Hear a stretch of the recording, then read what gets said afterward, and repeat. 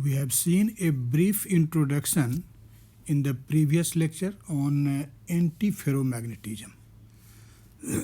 And as I have told you that now we will see the proper theory of this antiferromagnetism, and this proper theory is due to Weiss, and this is called molecular field theory. Okay. So to deal with the problem of molecular field theory of antiferromagnetism, you will see that there will be two situations to find the susceptibility or discuss the susceptibility of this antiferromagnetic materials. First one is the case of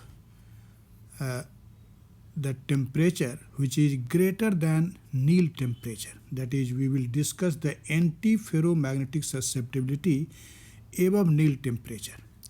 And after that, we will also see the antiferromagnetic susceptibility below this Neel temperature. But if we will discuss both of these cases in one video, the length of the video will be very large. So for simplicity and for convenience, I will discuss in this present lecture only the case of antiferromagnetic susceptibility above Neel temperature. Okay. And then in next part of the lecture, in next forthcoming video, we will discuss the antiferromagnetic susceptibility below Neel temperature. Okay. We will also see the concept of Neel temperature in this video too. So now let us start to see what is this molecular field theory of antiferromagnetism and how we can find the magnetic susceptibility of the antiferromagnetic material on the basis of this theory. Okay.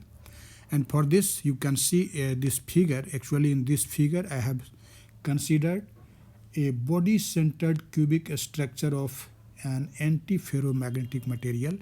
Actually in this figure I have shown the unit cell of the B.Sc lattice. Okay. And you can also see that this structure consists of two interpenetrating sub-lattices A and B. A and B represents the two interpenetrating sub-lattice.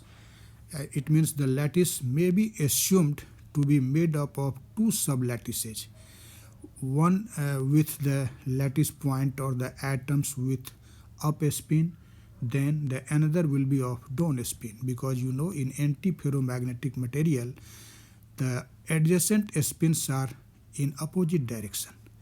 So in this figure actually the atoms marked by A, you can see, have been shown by with down spin, and the atoms shown by this B has been marked with up spin. Okay. Actually, so you can say that this structure consists of two interpenetrating sub-lattice A and B. Okay. Actually, in this lattice, the nearest neighbor of atom A are atoms B, and the nearest neighbors of atom B are atoms A. Okay. So actually in the introductory lecture on antiferromagnetism in previous video we have discussed the temperature dependence of the antiferromagnetic susceptibility chi in against of temperature T. But I have shown only the experimental result in the introductory lecture. What is the physics behind that? How we can obtain such a curve? I have not discussed. Now it is the time when we will see why such type of variation of chi in against of T is obtained in case of antiferromagnetic material. Actually, to explain the behavior of susceptibility curve, first of all, we consider the interaction between A and B atoms. Okay, and let the interaction between atoms be such that A spins tend to line up anti-parallel to the B spins. Okay. Actually, the efficiency of interaction is more pronounced at low temperature, due to which on applying external magnetic field, magnetization of the specimen is small. So you can see that this see this figure, second figure. You can say in this second figure, you can see that the susceptibility or magnetization. Here we can also write M. This is the graphical plot of M or chi in against of T. When the magnetic field is just applied, the value of magnetization is low, as you can see in this figure. Okay. But as the temperature increases, you can see M or chi increases. But why on increasing this temperature, the value of magnetization or susceptibility increases? The reason is that in this condition, the interactions becomes less effective and the thermal energy disrupts the anti-parallel moment arrangements.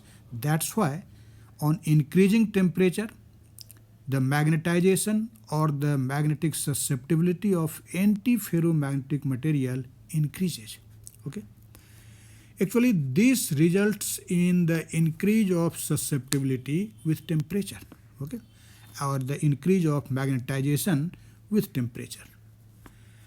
As we continue to increase the temperature, then you can see a peculiar temperature Tn, which is called Neel temperature,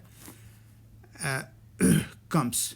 And at this Neel temperature, when this Neel temperature is reaches, then this M or chi of antiferromagnetic material becomes maximum. This is the point of maxima you can see. Okay. And above which the spins are free, and above this temperature, susceptibility decrease with further increase in temperature, as you can see this second part of the curve. Okay. Actually, this behavior is just like the paramagnetic behavior, as you have also seen in the introductory lecture. Okay. So how this behavior can be, I have explained this variation of M or chi in against of T in a qualitative manner. What is the physics behind it? You have learned. But now in a quantitative manner, by calculation, we will see how we can explain this variation of magnetic susceptibility with temperature. Okay. And so you can say that we shall also account for the interaction between atoms A and A. This till now I have discussed only the interaction between the different atoms A and B, but now to deal with this problem, you have to see that there will be interaction between the like atoms, that is atoms A and atoms B and B.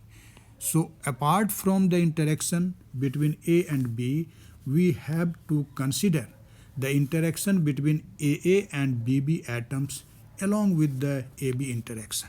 Okay. And in the presence of external field H, when you talk about there is an external field H, then the fields HA and HB.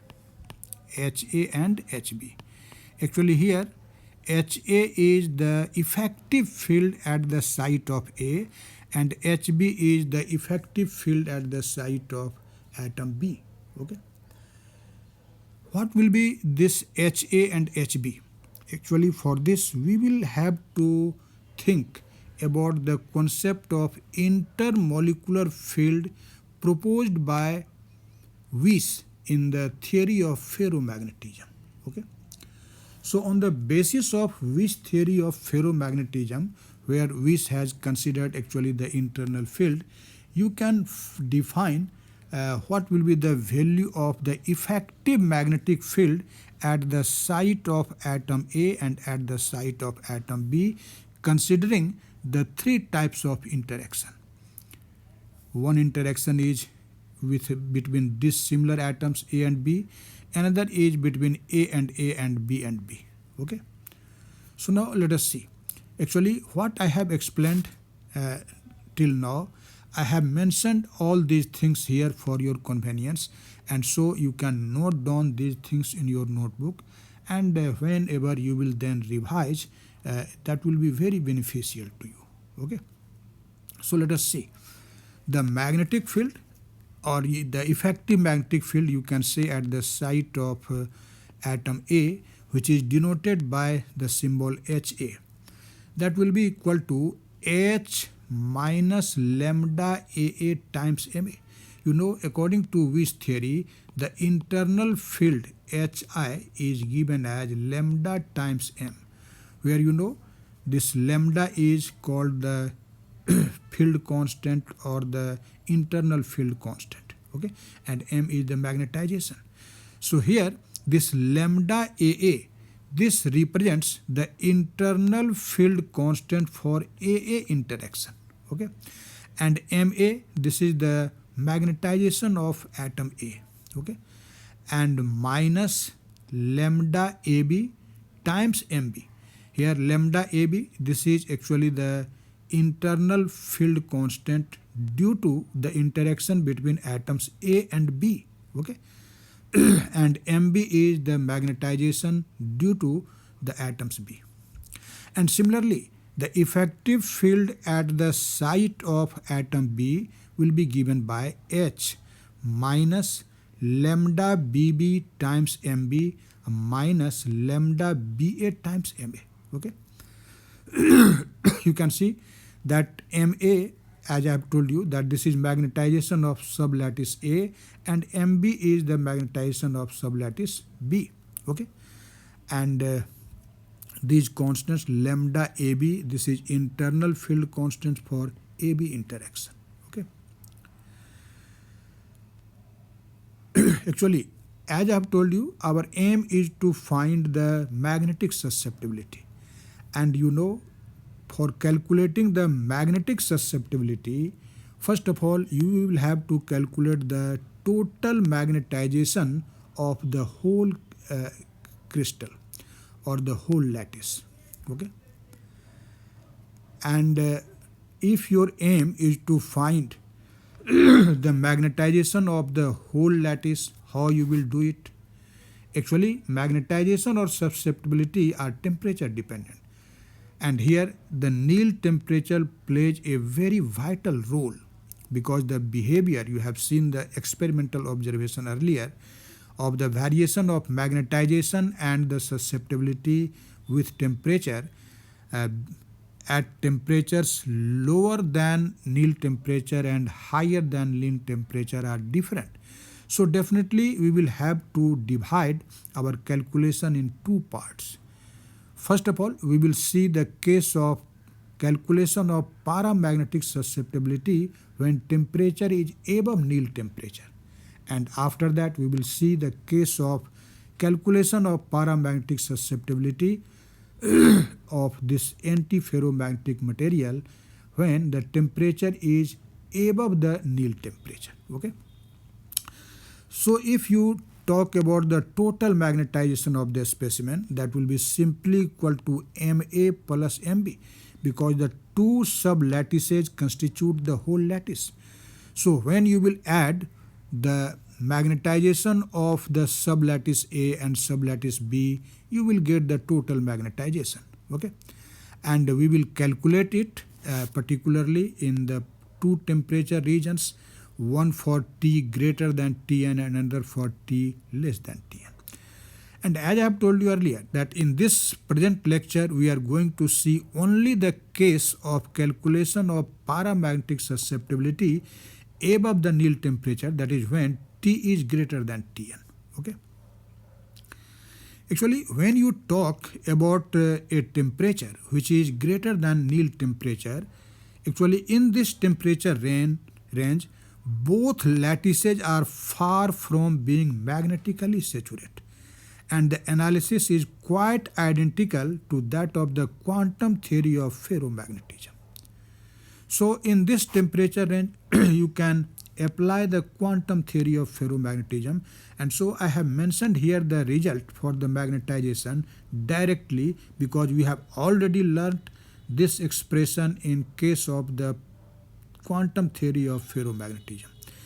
And you have learnt, you can remember if you have watched my previous video on quantum theory of ferromagnetism, that the magnetization of the sublattice A in this case on the basis of quantum theory of ferromagnetism can be given as n times mu j square over 3 kBt times Ha. I have written this expression directly, but its proof you have already studied in case of the theory of ferromagnetism, particularly the quantum theory of ferromagnetism. Actually here, this n is the number of particles per unit volume. And here you can say that n represents the number of atom A or number of atom B in unit volume of the specimen. And this mu j is a constant factor that depends on the total quantum number j, and how it is defined you can see. Okay. And similarly, the magnetization of sublattice B on the basis of that very theory can be given like this. This is n times mu j square over 3 kBt times Hb. Actually, you can remember this mu j square is given by this expression. These things we have already learned earlier. Here this mu b is the well-known Bohr magneton, and G is Lenz's splitting factor, and J is the total quantum number. But when you talk about the antiferromagnetic material or antiferromagnetic coupling, then you know in this case there is only a coupling of a spin like this. Okay. So in this case, this total quantum number will be simply equal to the total spin quantum number, because in this case L will be equal to 0. Orbital angular momentum quantum number will be 0, and so J in this case will be simply equal to S. And therefore in our result we can easily replace this J by S. Okay. So I have mentioned, you can see, since the antiferromagnetic coupling is due to a spin, we can replace J by S, where S is the total spin quantum number. And therefore this mu j square is now written as simply mu square, and that will be defined by mu b square g square times S plus 1. Okay. Now for simplicity, here we consider that the atoms A and B, atoms A are identical with atoms B. Okay. And also the number of atoms A and number of atoms B are equal. Okay. We also consider it. And as I have told you earlier, that this n actually represents the number of atom A or atom B in unit volume of the specimen. So when both of these atoms A and B will be identical, then the interaction between A and B will be no different. That will be same nature and same strength. And if interaction will be same, then this interaction constant lambda AA and lambda BB both will be same under this assumption. And so instead of lambda AA and lambda BB, now we will write lambda II for the similar atoms. Okay. And again, since A and B are identical, so this interaction constant lambda AB and lambda BA, these two will be also same, and that will be now represented by the common symbol lambda IJ. Okay. In this condition, if we will now find the magnetization of the whole lattice, how we will find it? The magnetization of whole lattice will be simply the sum of the magnetization of the two sublattices. That is, if M is the total magnetization or magnetization of the whole lattice, then that will be simply equal to Ma plus Mb. Okay, so you can see M, this represents the magnetization of the whole lattice, and that is equal to Ma plus Mb. Okay, where Ma, you know, represents the magnetization of sublattice A and Mb is the magnetization of sublattice B. And you can see the values of Mb and Ma are defined here in this equation 2. So when you will substitute the values of Ma and Mb, you can see this is equal to n mu square over 3 kBt times Ha plus Hb. Okay. Now, the values of Ha and Hb we have already defined earlier.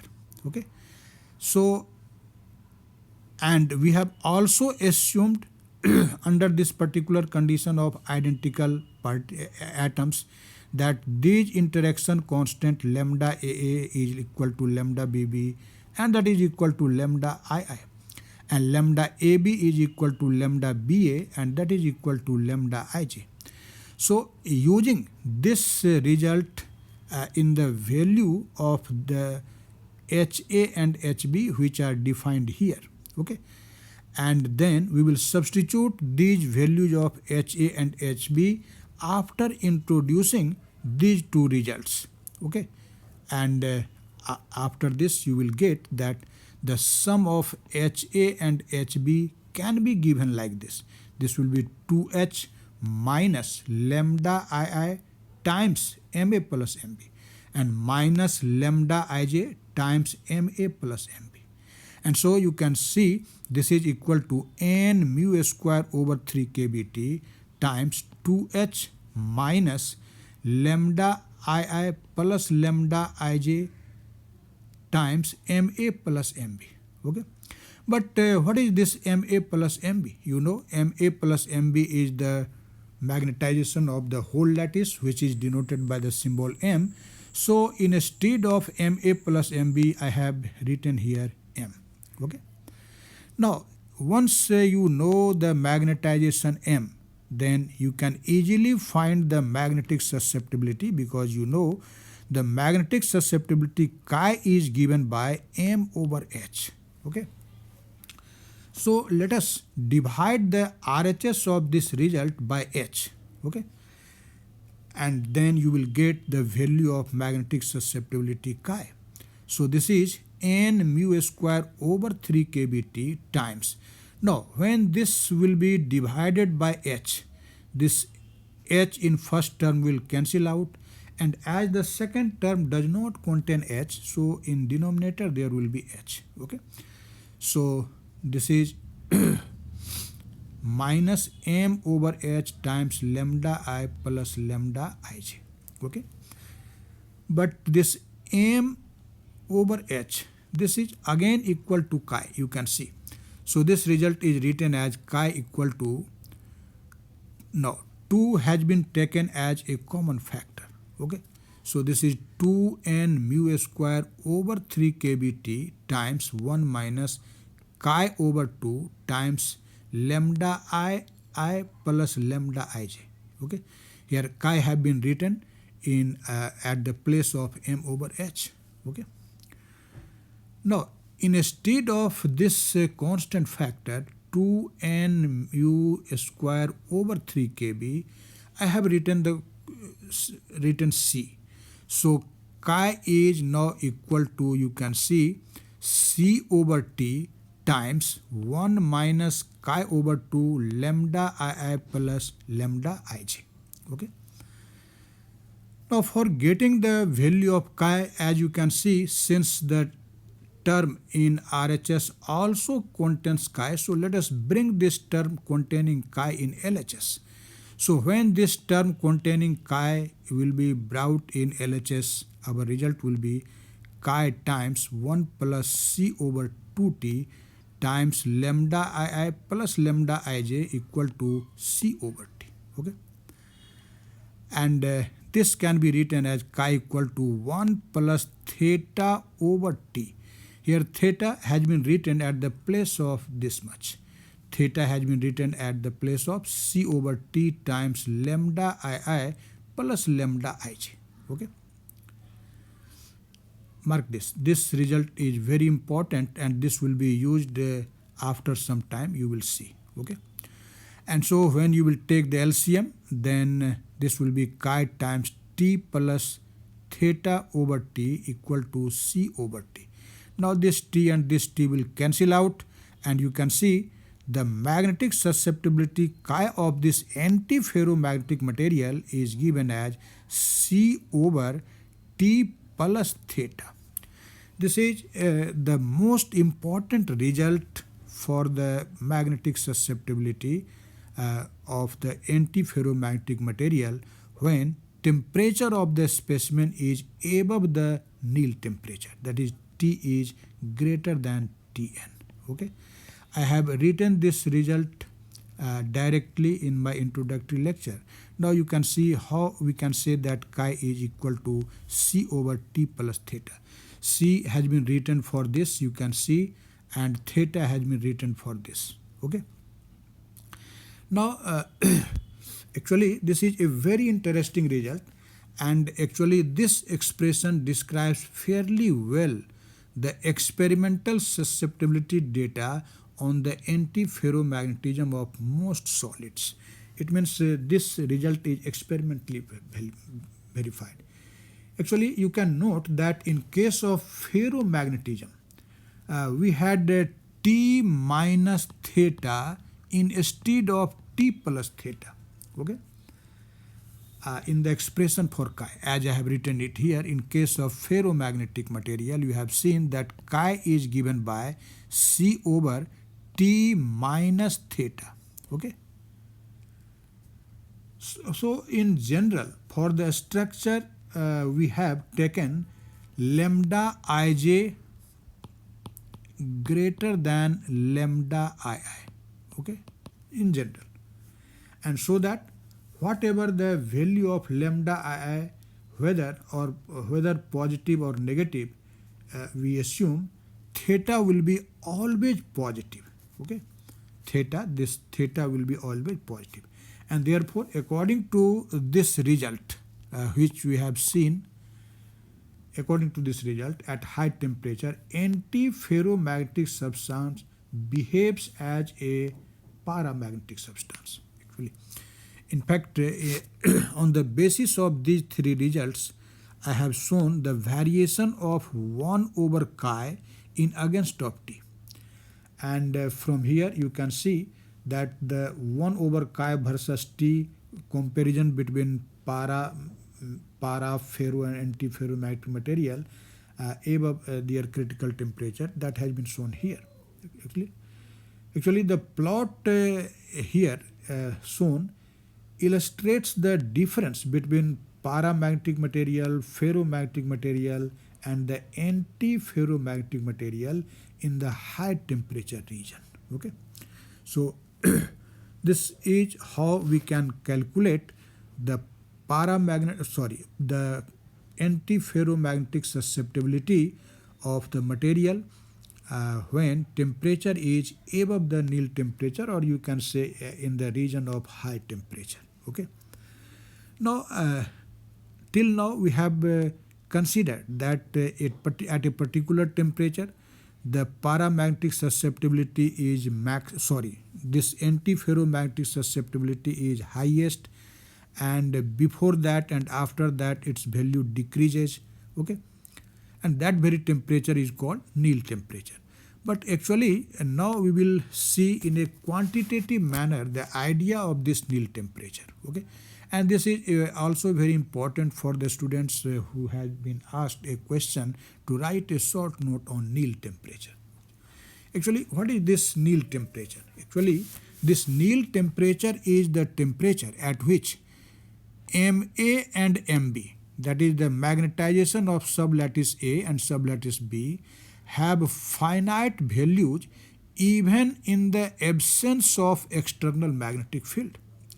It means there will be no external magnetic field. Even after that, Ma and Mb will have definite values, finite values. Okay. So if your aim is to find this Neel temperature, you should use the condition that when H is equal to 0, then temperature T will be equal to Tn, where Tn is called Neel temperature, in these two equations. Ma equal to this much, okay, and Mb, Ma. For both, we will use this result.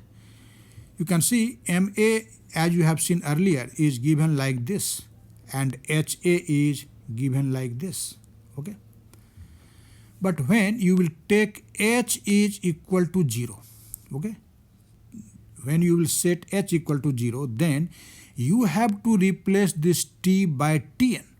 So you can say that Ma in that condition will be given by n mu square over 3 kb times Tn times minus lambda II Ma minus lambda Ij Mb. Okay. And now do some algebra. You can see Ma is present in this first term, so bring it in LHS, and you can see Ma will be then taken as a common factor, and this will be 1 plus n mu square over 3 kb times Tn times lambda I, and that will be equal to minus n mu square 3 kb Tn times lambda Ij Mb, and when you will take it in LHS, that will be plus Mb times this much, and that is equal to 0. But you have seen that this n mu square over 3 kb, that is equal to C over 2, because 2n mu square over 3 kb have been considered as C. So n mu square over 3 kb, that will be equal to C by 2. So writing C by 2 instead of this, our result is 1 plus C over 2 times Tn times lambda II times Ma, and that is equal to C over 2 Tn lambda Ij times Mb, and that is equal to 0. Okay. Now, when you will take the expression for Mb instead of Ma as you have defined earlier, then an identical result you will again get. So you can see, as you know, Mb is given like this. Okay. And when you will substitute the value of Hb, which you have seen earlier, and simplify, then just like this equation you will get. So I have directly written that result. You will get that this is C over 2 Tn times lambda Ij Ma plus 1 plus C over 2 Tn lambda I times Mb equal to 0. You can see actually the equations 4a and 4b, these are linear equations. And in accordance with theory of determinant, these two linear equations will have non-vanishing solution or non-zero solutions for Ma and Mb only when the determinant of their coefficients will be 0, will vanish. Okay. So let us take the determinant of the coefficients of Ma and Mb and equate that 0. So you can see the coefficients of Ma and Mb. Coefficient of Ma is this much and coefficient of Mb is this much. So in this determinant, I have written that in this first row. Okay. And in equation 4b, the coefficient of Ma is C over 2 Tn times lambda Ij. So I have written it here. And the coefficient of Mb is this much. So I have written it here. And this determinant will be 0. Now this is a very simple determinant. You can solve it. I have not actually given here the proper solution. This is a simple algebra. You can do it. Actually, when you will solve it, then you will see there will be a quadratic equation in Tn. Quadratic equation in Tn. And as you know that Tn cannot be negative. So assuming only the positive root of this quadratic equation, you will see after solution that Tn comes out to be 1 over 2 times C lambda ij minus lambda I. So this is the expression for this Neel temperature Tn. And from this expression you can see its significance. As I have told you earlier that we consider that this interaction lambda ij is greater than lambda I. It means when you consider the interaction between different atoms, that is between atom A and B, that is a stronger interaction in comparison to the interaction between AA or BB. In that condition, you can say that AB interaction is stronger, and then this Tn will increase. Okay. But if lambda II is greater than lambda Ij, okay, or in other words you can say that if AA or BB interaction is stronger, then Tn decreases. Okay, then Tn will decrease. Now you have also seen that theta is equal to this much. Okay, this expression we have seen earlier. So how this Neel temperature Tn is related to this theta, you can see. So for this you should divide this Tn by theta, and you can see the expression for Tn and theta, and you can see Tn over theta will be equal to this much. This is lambda ij minus lambda ii over this. Now experimentally it is found that this Neel temperature is less than theta. This is experimental fact.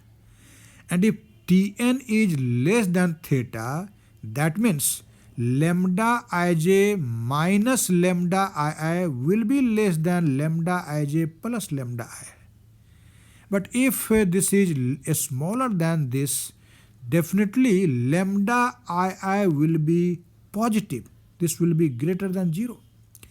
And if it is positive, it means this predicts that there is indeed an antiferromagnetic AA or BB interaction. Okay. So this is all about the Neel temperature. So I think you have clearly understand how we can calculate the antiferromagnetic susceptibility and how we can discuss the concept of Neel temperature of an antiferromagnetic material when the temperature T is greater than Neel temperature. Okay. And as I have told you, in the next lecture we will see the same calculation on the basis of molecular field theory when temperature is less than Neel temperature. Okay. So definitely watch the second video too, then your complete concept of this antiferromagnetism will be completed. Okay. Thank you very much.